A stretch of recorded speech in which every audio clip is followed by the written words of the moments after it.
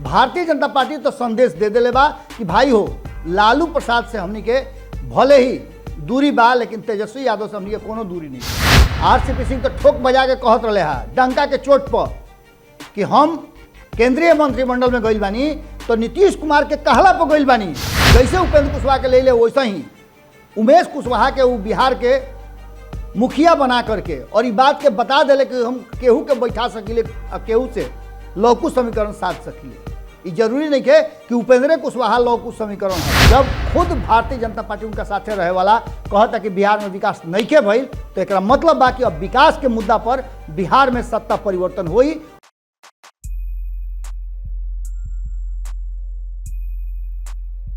जब जीव में आइल तो दुलार देले, जब जीव में आइल तो दुलार देले, जब मन उबियाइल तो दुत्कार देले, जब मन उबियाइल तो दुत्कार देले। सियासत ऐसने है बाबा, सियासत ऐसने है बाबा, जब काम पड़ल तो पुचकार देले।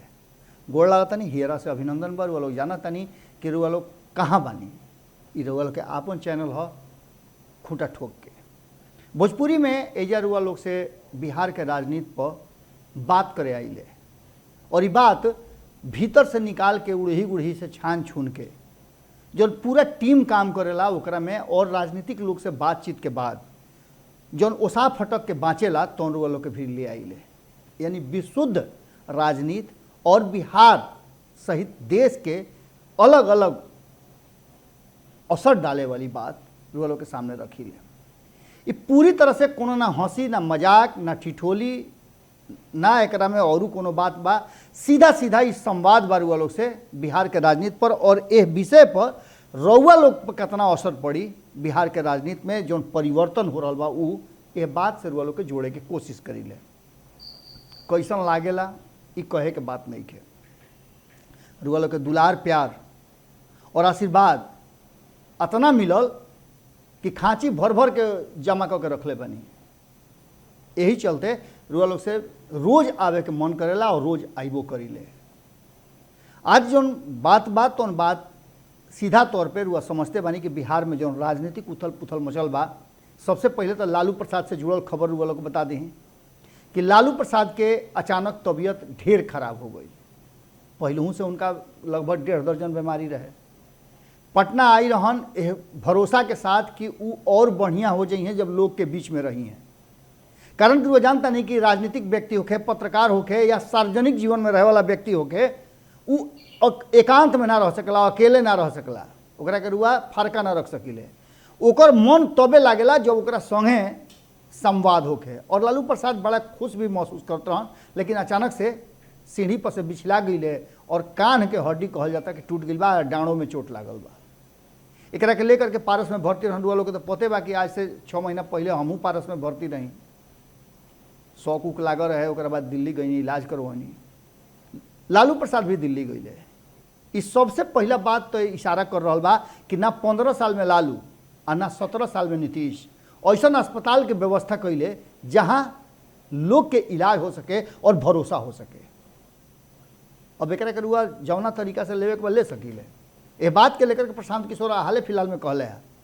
लेकिन बात ई नहीं करे आइल रुआ लोग से, हम रुआ लोग से बात करे आइल बनी कि बिहार के राजनीति में पिछला 24 घंटा में इतना तेजी से परिवर्तन भइल जौना के लेकर के अब बुझाते नहीं है कि के का करी। अचानक से प्रधानमंत्री नरेंद्र मोदी के फोन आ जाते हुए तेजस्वी यादव के और लालू प्रसाद के हालचाल लेवे लागत रहन।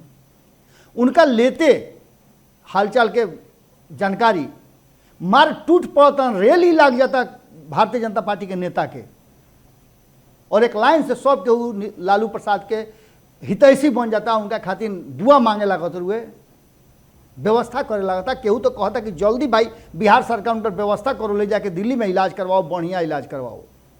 ये कुल लोग वो हो जो राजनीतिक रूप से एक दूसरा के अलग अलग तरह के राजनीति करेला और एक दूसरा से मनमुटाव राजनीतिक बढ़ुए। लेकिन व्यक्तिगत जीवन में, सार्वजनिक जीवन में एक दूसरा के हितई नतई लेखा जी गईल आइल, दुख सुख में साथ दिहल, ये नेता लोग के अक्सर देखे के मिलेला। हालांकि एकरों में राजनीति देखल जाला और राजनीति में हर चीज़ के एगो मतलब होला। अब दही चूड़ा खियावला तो ऐसा तो नहीं है कि माने ओकरा खातिर सार्वजनिक रूप से खियावला लोग, वो दही चूड़ा के पीछे भी राजनीति होला। और वह जानते नहीं कि बिहार में दही चूड़ा के राजनीति कैसे होला। लालू प्रसाद टीका लगा के नीतीश कुमार के कहले के तरह के मुख्यमंत्री बनाई और बना दिले। नीतीश कुमार जब लालू प्रसाद के कहले कि तू ही मुख्यमंत्री बनब तो उनका के बना दिले। यानी कहे के मतलब यह बा कि जब भेंट हुई तो कुछ ना कुछ राजनीतिक बात जरूर हुई। लेकिन एकरा में सबसे बड़ बात बा कि राजनीति में सही समय पर सही फैसला के लेला।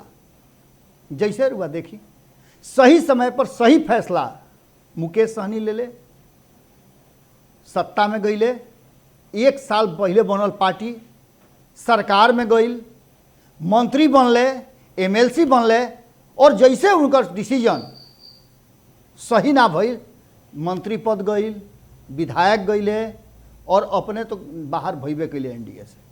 लेकिन खैर राजनीति में उ लड़ाई अब लड़े के शुरुआत कैले। जैसे तेजस्वी यादव 2017 में नीतीश कुमार उनकर हाथ झटक दिले तो तेजस्वी यादव आज बिहार के लम्हर नेता में गिनल जाले, और उनका से बतियावे खातिर और उनका के मुख्यमंत्री बनावे खातिर एक से एक वीर खड़ा पड़े। हाँ, मुख्यमंत्री के बात याद आइल तो के मुख्यमंत्री बनावे खातिर तेजस्वी यादव के खूब लगा रहल बा।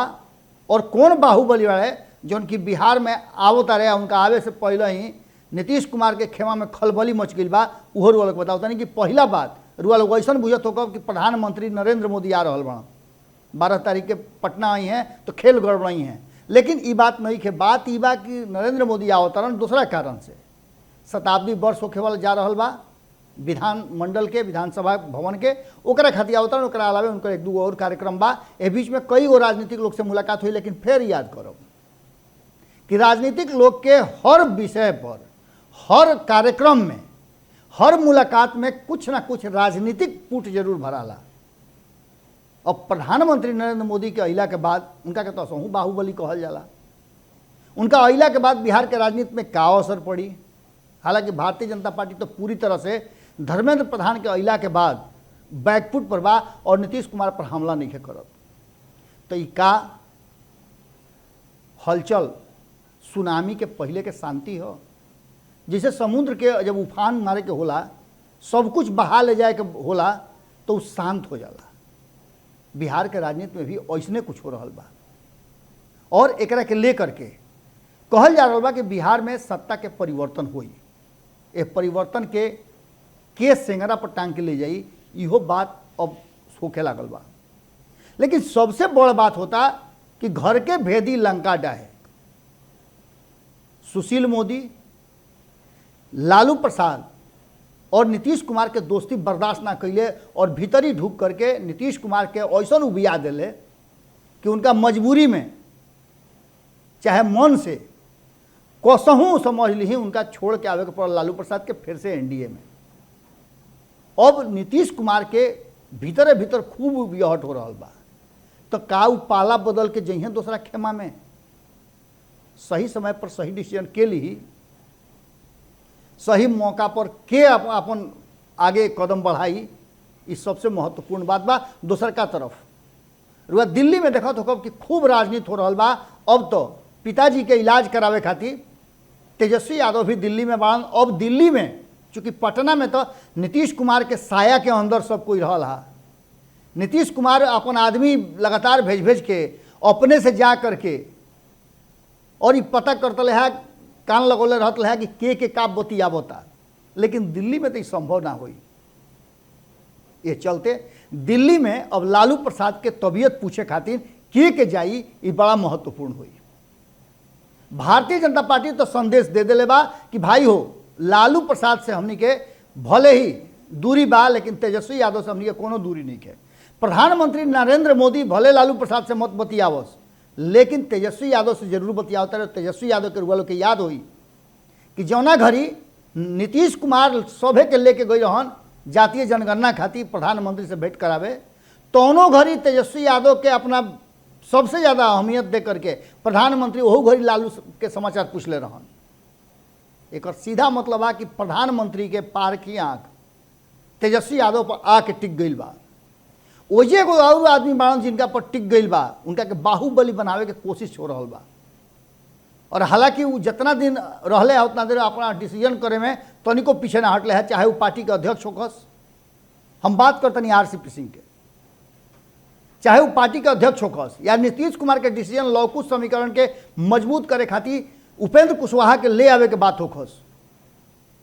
जैसे उपेंद्र कुशवाहा के ले वैसे ही उमेश कुशवाहा के वो बिहार के मुखिया बना करके और ये बात के बता दिले कि हम केहू के बैठा सकिले, केहू से लौकुश समीकरण साध सकिले। ये जरूरी नहीं है कि उपेंद्र कुशवाहा लौकुश समीकरण हवे। यह बात के उपेंद्र कुशवाहा के बड़ा खीस बरर है कि उनकर जितना भी लोग RLSP से आई रहे, अभी कितना लोग सेंगरा पर टंगाइल बा, कितना लोग के कुर्ता पैंट सियावल उसे ही रखल बा, कितना लोग के बंडी उसे ही रखल बा। कारण कि कुल लोग ये बात सोच के गई रहे कि उपेंद्र कुशवाहा के संगे जाते नहीं जा तो जदयू में हमने के कुछ भेटाई। कितना लोग तो आयोग में ढूके खातिर पहले ही से दुआरी पर अपन पहरा दे रहा बा लोग कि हमरा हई आयोग मिली, हमरा हऊ आयोग मिली। लेकिन सबके बाकलम खास कर दिले RCP सिंह। एक सीधा मतलब बा कि आज जौन RCP सिंह के साथ एक गति होकर के ललन सिंह और उपेंद्र कुशवाहा बहरी के रास्ता देखावल हा लोग, ये बात के भूलइहन ना जैसे नीतीश कुमार ना भूला ले वैसे ही अपना अपमान के, कारण कि वही जाति से हुआ आवेले। अगर नीतीश कुमार में उतने बा तो इनको में कम दम नहीं खे। कारण कि ऐसा बार बार जब भी RCP सिंह के साथ कोनो ऐसा बात भइल बा या पार्टी के तरफ से या नीतीश कुमार ये सब विषय पर बोलबे ना करस। नीतीश कुमार पूरा रुआ समझ ली के एपिसोड में एक खाली भी बोल रहे है। नीतीश कुमार बाहर कहले है कि RCP सिंह हम ना भेजब। कहल जाला कि 1 मैन आर्मी बा जदयू, तो एक मतलब बा कि नीतीश कुमार के डिसीजन हुई। तो ये कैसे रुआ कह देव कि ना RCP सिंह डिसीजन करके अपने से चल गए केंद्रीय मंत्रिमंडल में। RCP सिंह तो ठोक बजा के कहत रहे है डंका के चोट पर कि हम केंद्रीय मंत्रिमंडल में गइल बानी तो नीतीश कुमार के कहला पर गइल बानी। अगर ये बात गलती रहे तो नीतीश कुमार के कहल चाहत रहे, लेकिन नीतीश कुमार तो कहले ना। हो सकला कि नीतीश कुमार के डिसीजन या फिर उपेंद्र कुशवाहा और ललन सिंह के इतना दबाव होके कि नीतीश कुमार गूंगी साधे खातिर मजबूर होकस। लेकिन अब ये गूंगी बड़ी महंगा पड़े वाला बा। कारण कि दिल्ली में जौन रचना रचा रहल बा, रुआ देखले ओकर पंचनामा में नमन मिश्रा जी ये बात के कहले है कि कोनो ना कोनो ऐसा बात जरूर बा जना के ले करके पूरा प्लानिंग वे में इस्तीफा देले वाले RCP सिंह। कारण कि एक झटका पर इंतजार कईल बहुत जरूरी है। जाल डाल के रुआ बंसी डाल के मछली के इंतजार करी ले, ऐसा नहीं हबक के धल हिले। बंसी डाल के इंतजार करी ले, जैसे बंसी टाइट होला फट से घींच ली हिले। यह स्थिति लगभग हो रहा बा।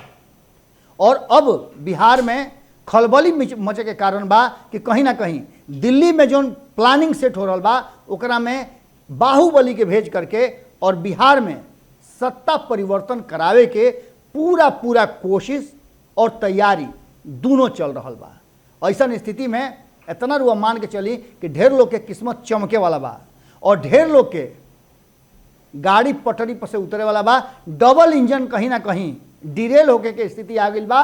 और ये डिरेल हो जाई तो ये रुआ बुझ ली कि जैसे रेल के डिरेल होले तो कितना अफरा तफरी मचेला। बिहारों में डिरेल होके से पहले ही अफरा तफरी मच गई बा और डिरेल हो जाई तो रुआ का होई रुआ जानते बानी। एक असर रुआ जीवन पर पड़ी। कारण कि बिहार लगातार पिछड़ रहा बा और सत्ता के आपाधापी में सत्ता अपना कब्जा में करे खातिर बिहार कहीं ना कहीं पीछे छूट गई बा।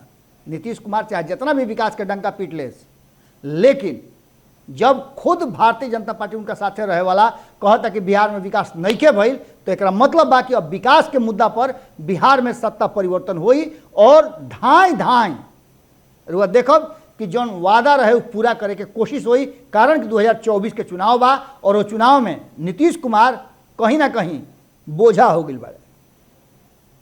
अब ये बोझा के रास्ते में उतार करके अपन देह खाली करके फड़फड़ा के भारतीय जनता पार्टी 2024 के चुनाव में गई चाहता और 2025 में अपना दम पर बिहार में सरकार बनावे के तैयारी कर रहा बा। यही चलते रुआ लोग से कहनी है कि खलबली मचल बा बिहार में और बाहुबली आ रहल बड़े दिल्ली से।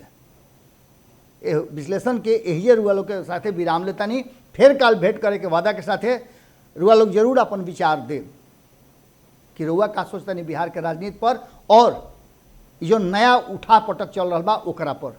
गोड़ लागतनी।